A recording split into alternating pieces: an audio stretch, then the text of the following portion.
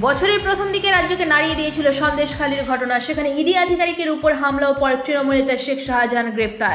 সোমবার সে সন্দেশখালিতে দাঁড়িয়ে বিরোধীদের নিশানা করলেন মমতা বন্দ্যোপাধ্যায়। উদ্বোধন করলেন 123 কোটি টাকা 66টি প্রকল্পেরও। ভোটের মুখে অরবিন্দ কেজরিওয়ালের বড় ঘোষণা। পূজারী গ্রন্থি সম্মান যোজনায় মন্দিরের পূজারী ও শিখ ধর্মশাস্ত্র পাঠকদের প্রতি মাসে 18,000 টাকা দেওয়ার ঘোষণা করলেন অরবিন্দ কেজরিওয়াল। 31 ডিসেম্বর থেকে শুরু রেজিস্ট্রেশন। রাজ্যে ফের দুয়ারের সরকার। বিশেষ শিবিরের কথা জানালেন মুখ্যমন্ত্রী মমতা বন্দ্যোপাধ্যায়। সোমবার সন্দেশখালিতে দাঁড়িয়ে ঘোষণা করলেন মুখ্যমন্ত্রী মমতা বন্দ্যোপাধ্যায়। জানুয়ারির শেষ সপ্তাহ থেকে ফেব্রুয়ারির প্রথম সপ্তাহ পর্যন্ত চলবে এই শিবির। একই সঙ্গে তিনি জানান উত্তর 24 পরগনা জেলায় নতুন মহকুমা হবে।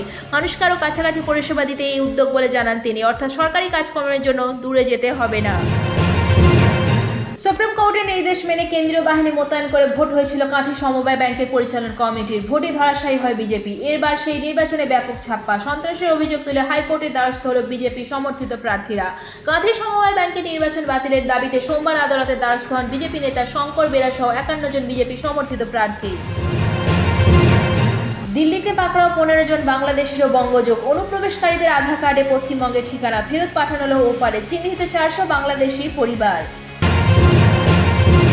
সন্দেশখালিতে দাঁড়িয়ে মুখ্যমন্ত্রী মমতা বন্দ্যোপাধ্যায় বললেন, এখানে অনেক টাকার অঙ্কের খেলা হয়েছে। সরকার দুয়ারে সরকার করবে। আপনার দরজায় আসবে, আপনি তাকে বলবেন, সে আপনার কাজটা দেখবে। আর যদি কেউ আপনাকে ভুল বোঝায়, মিথ্যে কথা বলে, আমি জানি এখানে অনেক টাকার অঙ্কের খেলা হয়েছে।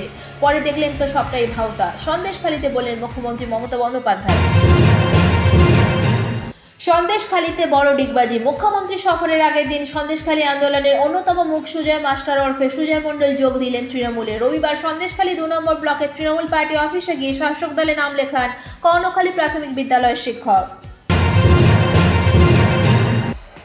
বর্ষবরণের রাত মানে কিন্তু নিয়ম ভাঙার ছাড়পত্র পাওয়া নয়, মনে করালেন নগরপাল। সাংবাদিক বৈঠকে কলকাতার নগরপাল মনোজ বর্মা জানালেন, কলকাতা পুলিশের নজর রয়েছে শহরের সর্বত্র।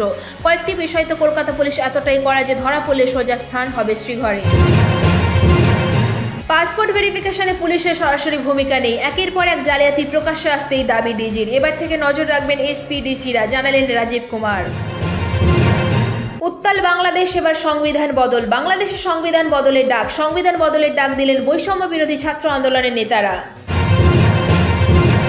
ইডির প্রাথমিক নিয়োগ মামলায় সুপ্রিম কোর্ট চার্জ গঠনের সময়সীমা বেঁধে দিয়েছে 31 ডিসেম্বর। তার আগেই তিনি আদালতে যাওয়ার পথে অসুস্থ হয়ে পড়লেন কালীঘাটের কাকু সুজয় কৃষ্ণ ভদ্র। তাকে নিয়ে যাওয়া হয় এসএসকেএমে। আজকের আবহাওয়ার পূর্বাভাস। আজ থেকে আগামী 2-3 দিন দক্ষিণের জেলাগুলিতে হালকা থেকে মাঝারি কুয়াশা দেখা যেতে পারে সকালের দিকে। আলিপুর আবহাওয়া দপ্তর জানিয়েছে 2 বর্ধমান, মুর্শিদাবাদ, বীরভূমে বেশি কুয়াশা থাকতে পারে। উত্তরের জেলাগুলিতে তুলনামূলকভাবে বেশি থাকবে কুয়াশার চাদর। দার্জিলিং, জলপাইগুড়ি, কোচবিহার, উত্তর দিনাজপুরের কিছু অঞ্চলে ঘন কুয়াশার আস্তরণও দেখা যেতে পারে। উত্তরবঙ্গের কোথাও কোথাও 200 মিটার নিচে নেমে আসতে পারে দৃশ্যমানতা। কোনো কোনো অঞ্চলে তা 50 মিটারেও নেমে আসার সম্ভাবনা রয়েছে। রাতের তাপমাত্রা কিছুটা কমলেও আপাতত জাঁকিয়ে শীতের কোনো সম্ভাবনা নেই কলকাতা এবং সংলগ্ন জেলাগুলিতে। মঙ্গলবার থেকেই রাতের তাপমাত্রা 2-3 ডিগ্রি সেলসিয়াস পর্যন্ত কমতে পারে। শুক্র শনিবার পর্যন্ত দক্ষিণের প্রায় সব জেলাতেই তাপমাত্রা কিছুটা কমের দিকে থাকবে। তবে সপ্তাহের শেষের দিকে ফের শীত কমার সম্ভাবনা রয়েছে।